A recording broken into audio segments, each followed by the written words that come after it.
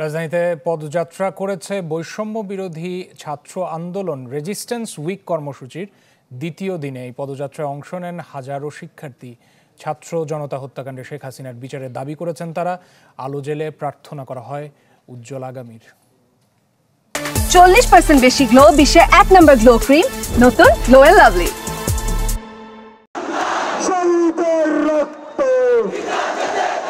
স্বৈরাচারের বিচারের দাবিতে রাজপথে ছাত্র জনতা, স্লোগানে স্লোগানে শোষিতের জন্য মুক্তি আর ন্যায় বিচারের ডাক।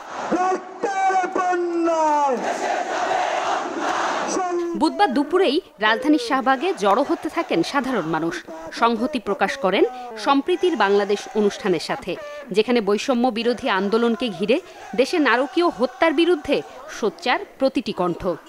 যতদিন পর্যন্ত জনতার দ্বারা নির্বাচিত জনগণের সরকারের হাতে ক্ষমতা না যায়, ততদিন পর্যন্ত রাজপথে 10 মিনিটের ঘোষণায় নামার জন্য প্রস্তুত থাকতে হবে।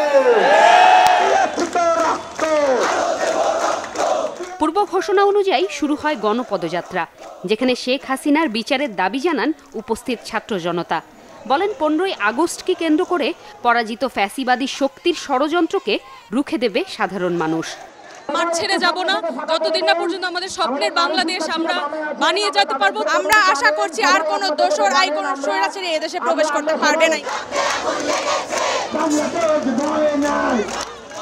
এছাড়া রেজিস্ট্যান্স উইকের আওতায় 4 দফা দাবিতে ছিল দেশের বিভিন্ন প্রতিষ্ঠানে প্রচলিত বৈষম্য দূর করে সুযোগের সমতা নিশ্চিতের হুঁশিয়ারিও।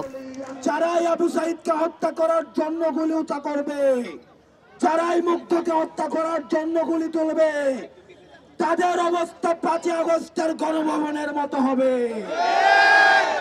তলাবিহীন নৌকার মতো হবে। সুপ্রিম কোর্টের কাছে বন্দুক ঠেকিয়ে যে রায়ের মাধ্যমে 15ই আগস্টের শোক দিবস রাষ্ট্রীয়ভাবে পালন করা হয়, সেই রায়কে ছাত্র জনতা প্রত্যাখ্যান করছে। পরে শহীদদের স্মরণে 2 মিনিটের নীরবতা পালন করেন শিক্ষার্থীরা।